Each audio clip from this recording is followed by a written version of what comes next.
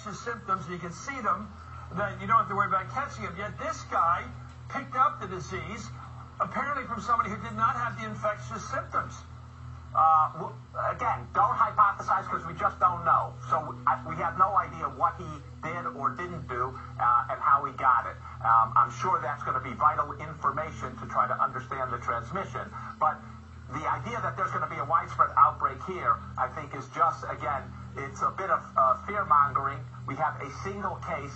This is not a big... Yeah, but I'm just getting back to the president's statement, Doctor, and that is that the president said it would be unlikely if we had a case in this country. Unlikely to have even one case. Can I go back and see the tape again?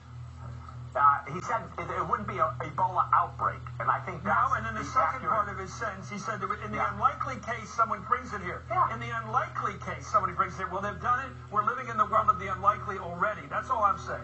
I'm not fear-mongering. I'm stating the facts, and I wonder if everybody else is. You're right. In today's video, we investigate the truth about the deadly Ebola virus and ask critical questions about the outbreak. The first case in America was confirmed just a few days ago at a Dallas, Texas hospital.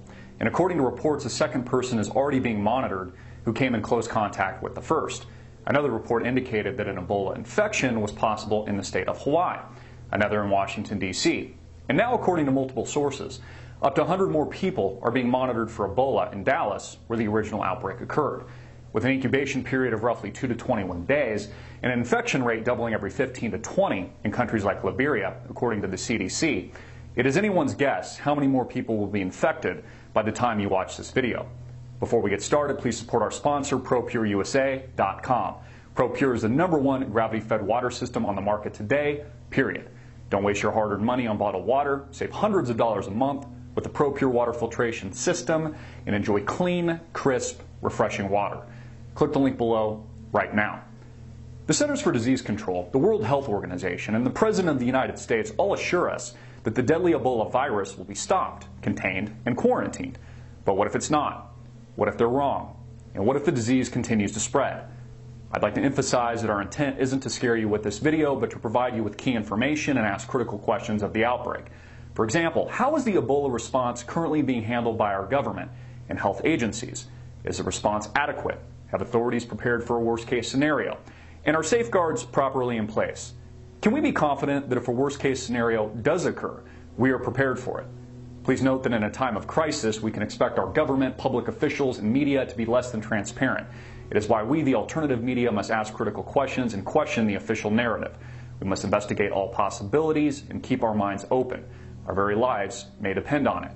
We sincerely hope that this horrific disease is contained and that our government is telling us the truth. But as was the basis for the founding of this great nation, we the people must question our leadership and have a healthy distrust of our government. After all, what is in the best interest of rulers and kings isn't always in the best interest of the people. For example, if President Barack Obama already knew that an aggressive outbreak was about to take place in America and that the virus was spreading rapidly, would he tell you about it? Or would it be in the best interest of our government and the political elite to keep their mouths shut?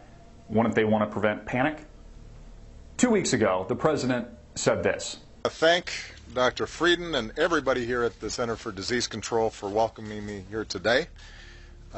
Tom and his team just gave me an update on the Ebola outbreak in West Africa. Our efforts to help mobilize the international community to fight it, and the steps that we're taking to keep people here at home safe.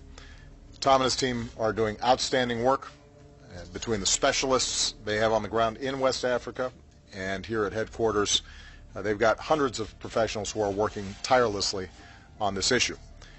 This is the largest international response in the history of the CDC. First and foremost, I want the American people to know that our experts here at the CDC and across our government agree that the chances of an Ebola outbreak here in the United States are extremely low. We've been taking the necessary precautions, including working with countries in West Africa to increase screening at airports so that someone with the virus doesn't get on a plane for the United States. In the unlikely event that someone with Ebola does reach our shores, we've taken new measures so that we're prepared here at home. We're working to help flight crews identify people who are sick, and more labs across our country now have the capacity to quickly test for the virus.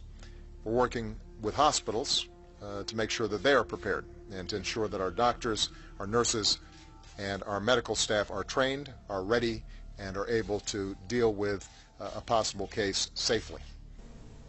Interesting.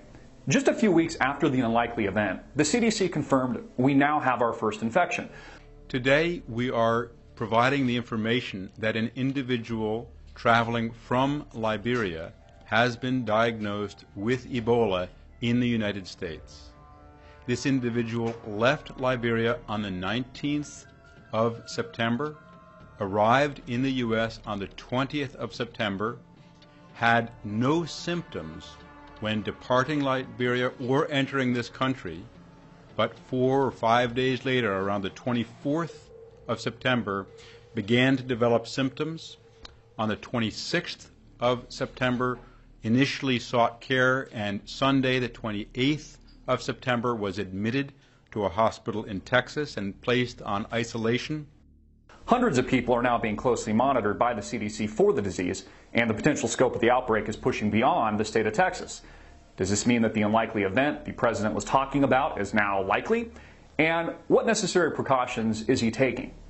AMTV reported last week that the president had authorized up to 3,000 U.S. troops to be deployed to Monrovia, Liberia, at the heart of the outbreak in West Africa. In addition to deployment of U.S. troops, by the way, with no experience handling or quarantining infectious disease, I guess they're just going to shoot at the virus, up to $500 million taxpayer dollars were allocated. Is it not obvious that this is a very aggressive action, an allocation of valuable resources? Does it suggest that the spread of Ebola is a much more serious threat than they are leading us to believe? Curiously, the president is also using this as an opportunity to install strategic military bases in the region, AFRICOM. At the same time, he is bombing Iraq and Syria illegally through executive action. But this we will save for another video. Judging by the seriousness of the president's actions, his military deployment, we can be rest assured that the president has already taken the logical step of stopping all incoming air traffic from Ebola-affected nations, like Liberia, Sierra Leone, Guinea, and Nigeria, where the disease originated. Right? Wrong. As of the production of this video, and pointed out months ago by AMTV, not only has the president not stopped incoming air travel from this part of the world, but this is exactly how the recent infection in Dallas was transported to America, by air. So why would the president overlook this? Is this not a necessary precaution we should be taking? Why would Homeland Security not provide security to the homeland to prevent the spread of a deadly infectious disease that could turn into a pandemic here in America and potentially kill millions? Either this proves malicious intent to infect Americans at home, or at the very least, it's gross negligence. Hopefully by the time this video airs, the president will have done the right thing and halted all incoming air traffic from the Ebola hot zone. If he doesn't, this is a serious red flag. So as production of this video, Ebola air travel is still wide open into America. Our border defenses useless, vulnerable to the spread of a virulent and deadly infectious disease. Thomas Eric Duncan, a Liberian national and the first known infected patient to have brought the disease to America, flew from Liberia to a connecting flight in Belgium and then all the way to Dulles International Airport before arriving in Dallas. He exposed himself to hundreds of people through recirculated air during these flights, not to mention airport terminals, bypassed U.S. Customs officials and Homeland Security. He later went to a local Dallas hospital to seek treatment, was overlooked by medical professionals on his first visit, and sent home with antibiotics, even though it was mentioned he had just traveled from an Ebola-infected country and wasn't isolated until his second visit at the urging of a close friend. So I have a question for you. How many more Thomas Duncans are there that we don't know about? And why has the president still not shut down incoming air traffic from Ebola-affected countries? Why is Obama recklessly playing with American lives? Is he trying to spread the disease? The Ebola response by the president, his necessary precautions, have not just been inadequate, they've been downright deplorable and arguably criminally negligent.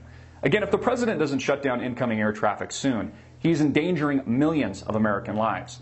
The American public should hold him accountable for this.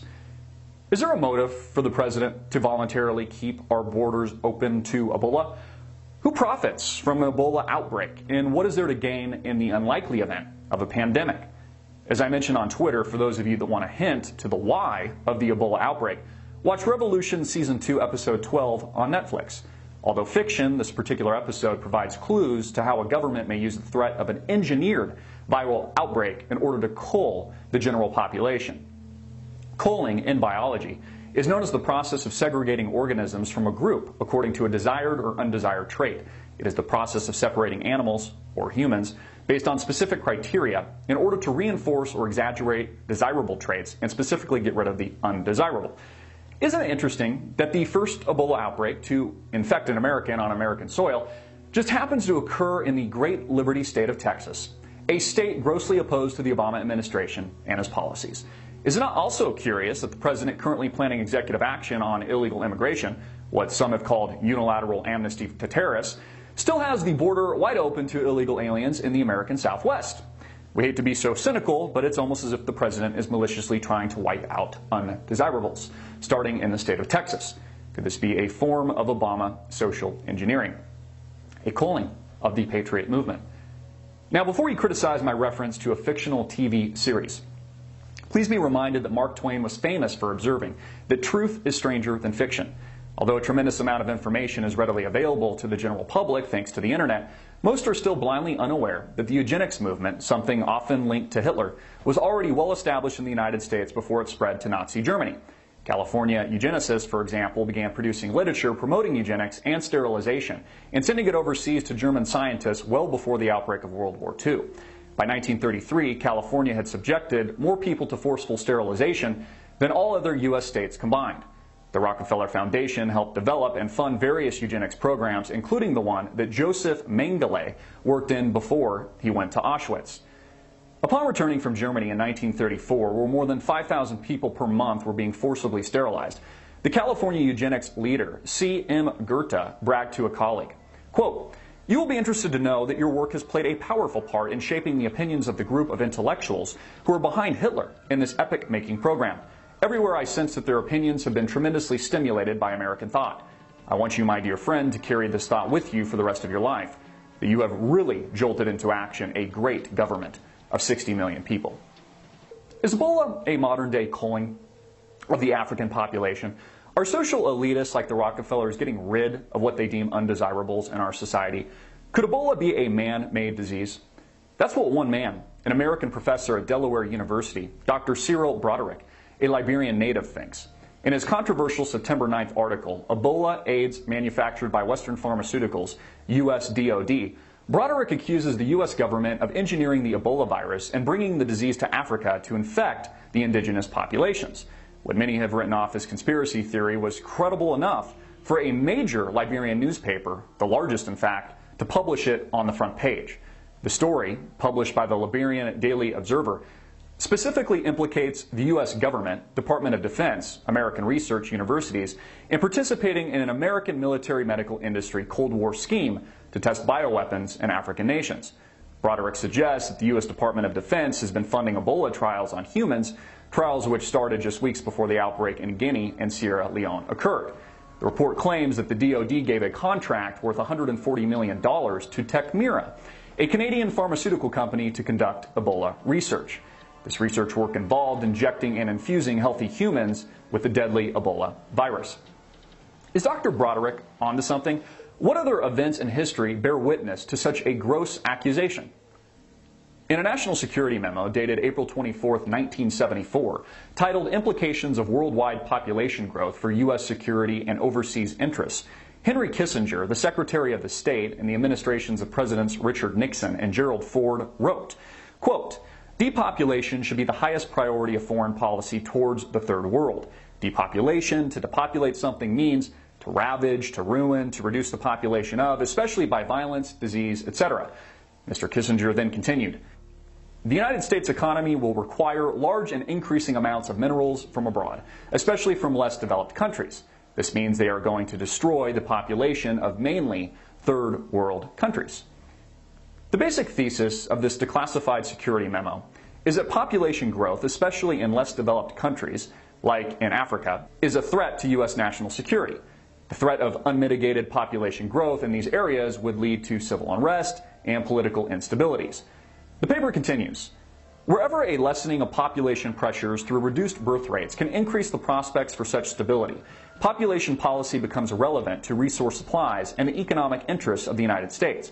The location of known reserves of higher grade ores of most minerals favors increasing dependence of all industrialized regions on imports from less developed countries. The real problems of minerals supply lies not in basic physical sufficiency, but in the politico-economic issues of access, terms for exploration and exploitation, and division of the benefits among producers, consumers, and host country governments. Are Ebola-affected nations in West Africa host countries for valuable resources? Would the U.S. government implement policies that enhanced its interest in the political, economic, and social stability of these populations? In a policy paper published in 2000, Rebuilding America's Defenses, Strategy, Forces, and Resources for a New Century, it states that the art of warfare will be vastly different than it is today. Combat likely will take place in new dimensions. Advanced forms of biological warfare that can target specific genotypes may transform biological warfare, these weapons, from the realm of terror to a politically useful tool. Is the spread of Ebola politically useful? Another case, known as the Tuskegee syphilis experiment, was an infamous clinical study conducted between 1932 and 1972, where the U.S. Public Health Service knowingly infected hundreds of impoverished rural African-American men with syphilis and left others untreated. The men thought they were receiving free health care, but instead were being used as guinea pigs to study the natural progression of the disease. Over 600 test subjects were enrolled in the study, 201 of them who did not have syphilis when the study started. The 40-year Tuskegee experiment knowingly failed to treat patients with syphilis and infected others without their knowledge, even after the 1940s validated penicillin as an effective treatment for the disease. According to the CDC, the men were told they were being treated for bad blood, while at the same time they were being infected with syphilis by the U.S. government. They were offered free food, medical care, and even burial insurance for participating in the study. It wasn't until a whistleblower that major changes occurred in U.S. law and regulation on protection of participants in clinical studies such as these. Is it possible that the spread of Ebola is another Tuskegee experiment? AIM-TV pointed out several weeks ago that the CDC just happens to own the patent on Ebola in up to 70% of its mutated strains. The patent, Human Ebola Virus Species and Compositions and Methods thereof, CA2741523A1, puts the CDC in the unique position of profiting in the billions if an Ebola outbreak worsens. In the deposit statement it reads, the invention provides the isolated human Ebola, Ebola viruses denoted as Bundi Bugyo Ebobun, deposited with the Centers for Disease Control and Prevention, CDC, in Atlanta, Georgia, United States of America on November 26, 2007. On the background of the invention, it states, quote, the family Filoviridae consists of two genera, Marburg virus and Ebola virus, which have likely evolved from a common ancestor. The genus Ebola virus includes 4 species, Zaire, Sudan, Reston, and Côte d'Ivoire, Ivory Coast Ebola viruses, which have, with the exception of Reston and Côte d'Ivoire Ebola virus, been associated with large hemorrhagic fever outbreaks in Africa with high case fatality rates anywhere between 53% and 90%. Should we be skeptical of a government agency that stands to profit in the billions of dollars if an Ebola outbreak worsens? Who else stands to profit in a worst-case scenario? Interestingly, the stock of a Canadian pharmaceutical company named Tecmira has since skyrocketed on news of the Ebola outbreak in West Africa. The giant spike in its shares coincided with the FDA's recent announcement that the agency would loosen its hold on the development of Tecmira's experimental Ebola drug. In September, health professionals announced in a press release that they would begin clinical trials in affected nations to fight the disease, sending the stock soaring. On July 9th, Tecmira Pharmaceuticals in Canada announced it had received an initial $1.5 million investment from America's Monsanto, with tens of millions more to follow. The company's press release explains that the partnership is related to Tecmira's patented agri-pharma products, in other words, drugs for plants. Now, Monsanto is the largest agricultural seed supplier in the world. The company has also become one of the most hated over its genetically modified food products, GMOs, and the unethical methods the multinational corporation uses. While the Monsanto-Tecmira partnership has no known connection to the current Ebola epidemic, the Canadian pharmaceutical company's deal with the U.S. Department of Defense is specifically for Ebola. A second press release 2 weeks ago from Tecmira Pharmaceuticals announced the deal with the Pentagon. The U.S. military is paying the company $140 million to test drug treatments for Ebola. The announcement describes how the study is still in its infancy, testing low doses of drugs on healthy subjects to see how high the doses can get before the body has adverse reactions. AIM-TV suspects one of the main reasons infected Ebola patients have been transferred back to the United States for treatment, potentially infecting countless more people, is to study the effects of an Ebola vaccine in a controlled medical environment. African hospitals do not provide this setting, but Atlanta's Emory University Hospital, where the patients have been transferred, provides perfect conditions. At least 2 patients have already been transferred to this location, and Atlanta, of course, is the home to the Centers for Disease Control. Also likely not a coincidence. If the CDC owns the patent on Ebola and stands to profit immensely from it, do these carriers not carry with them valuable intellectual property? One blogger notes, the most fascinating aspect of the Ebola vaccine manufacturing process is how quickly they have brought it to the clinical trials phase. It is virtually impossible for vaccine manufacturers to produce and deliver these drugs in the timeline they have proposed. It typically takes several years from the point of initial vaccine development to human clinical trials, a process which the manufacturers claim is being done in weeks and months. The only way it would have been possible was through years of planning and procurement. The trouble with the spread of Ebola is that its symptoms mimic the flu virus. According to the World Health Organization, a sudden onset of fever, intense weakness, muscle pain, headache, and sore throat are typical early warning signs. How is one to know if they've been infected by Ebola until it's too late? The CDC has emphasized that Ebola cannot be transferred through the air, and it's not an airborne transmittable disease. But can we be so sure of this? WHO states officially on its website that Ebola infection occurs from direct contact through broken skin or mucous membranes with the blood or other bodily fluids or secretions, stool, urine, saliva, semen of infected carriers. Infection can also occur if broken skin or mucous membranes of a healthy person come into contact with environments that have been contaminated with an Ebola patient's infectious fluids, such as soiled clothing, bed linen, or used needles. Skeptics believe that authorities are being less than transparent regarding the possibility of the disease mutating into an airborne strain. Now remember, when the outbreak first occurred several months ago, the CDC assured us that the infection rate would be limited to just a few thousand people before containment. But now, the same federal agency is warning that Ebola infections could total upwards of 1.4 million people in Africa alone by the end of January 2015. With a margin of error so large, how can we be sure that they're not also wrong about the threat of airborne transmission? A little research on the subject will show that Ebola may in fact be airborne already. Studies in Canada showing that airborne transmission is possible from pigs to monkeys without any direct contact between them. Pigs and monkeys were placed in separate cages during a 2012 study and contracted the disease. This is impossible unless the disease was transferred through the air.